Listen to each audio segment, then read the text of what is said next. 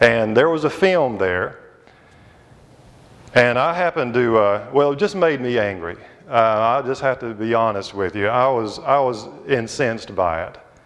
Because hundreds and hundreds of school children go through this museum every day.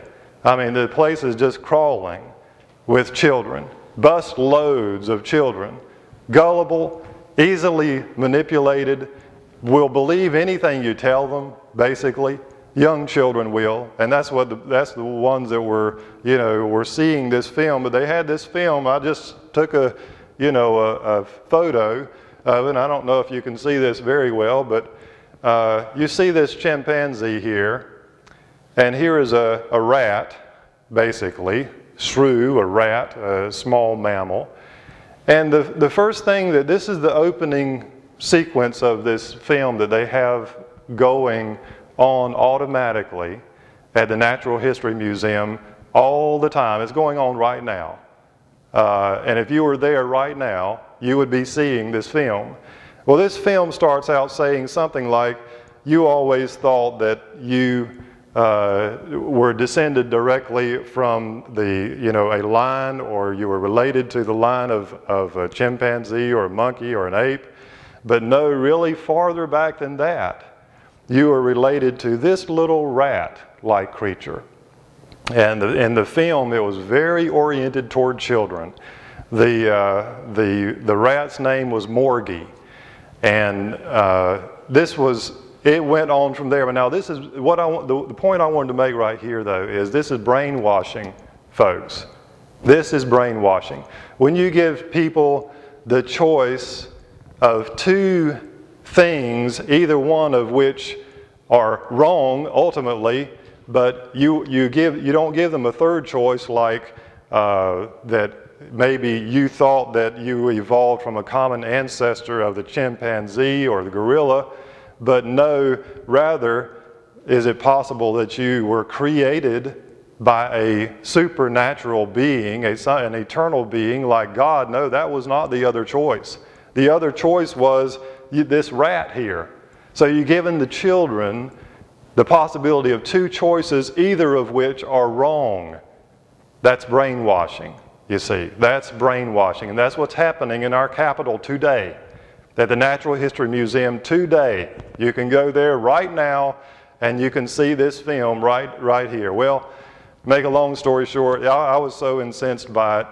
I went the next day, the family and I went, and I made lectures. There was about the film went on for about 10 minutes, and then there was about a 4-minute period in between where people would move in and out of this little theater area that they had, the auditorium area.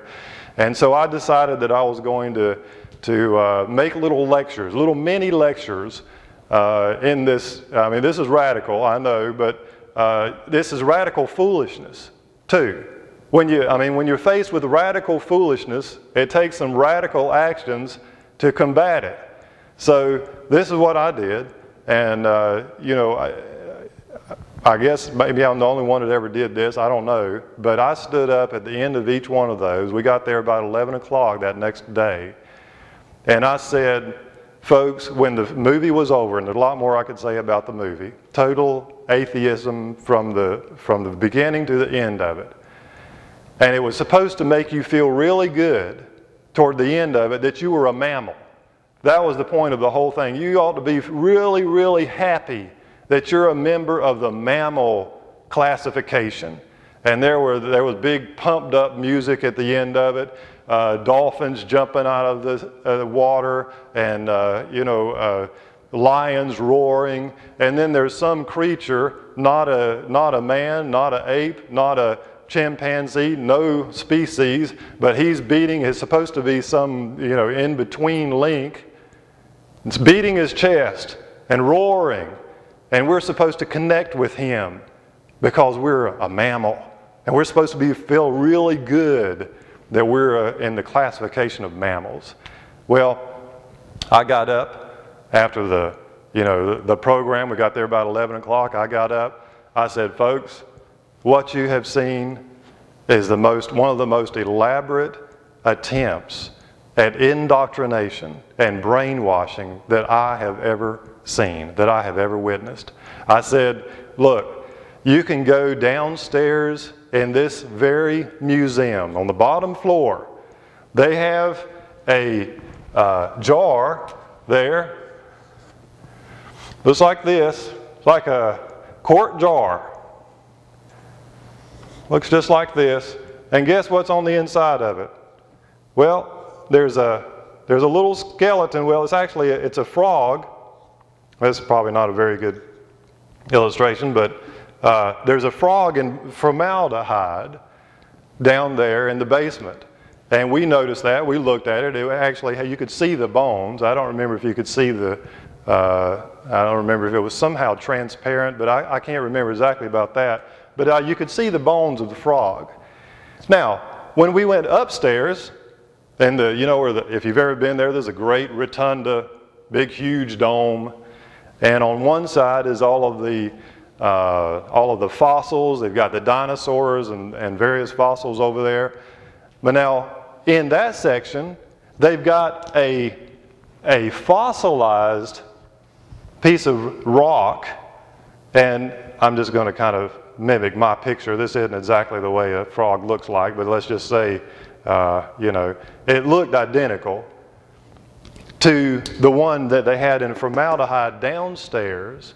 But now this one here is supposed to be 180 million years old. That's what the tag said right beside of it.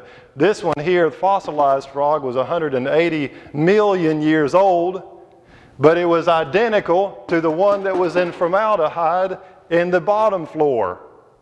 And this is what I was telling the people about. I says, well, where's the evolution? It's not here. It's not here. I'm not seeing it. Now, there was a lot of other things, like for example, the other one was, well, there were many of them. There was also, they had a pressed, you know what a maple wing, maple leaf, the little seeds that flutter down like little helicopters. Well, it's not that big, obviously, but they had one that was just a real, of course, they're not this big, they're about like this, but they had one of those in fossilized, in a little square cut out of a fossilized maple leaf, and then right beside it, they had a modern maple leaf that they just went out in the yard and got and put there. Now, this maple leaf here is supposed to be 20 million years old. And this one here is one you could just go out and pick off the ground right now.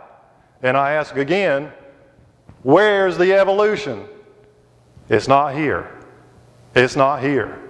In other words, there is no evidence for it. Now, we're talking about the Archaeopteryx. Let me tell you about the Archaeopteryx. Archaeopteryx wasn't just a bird.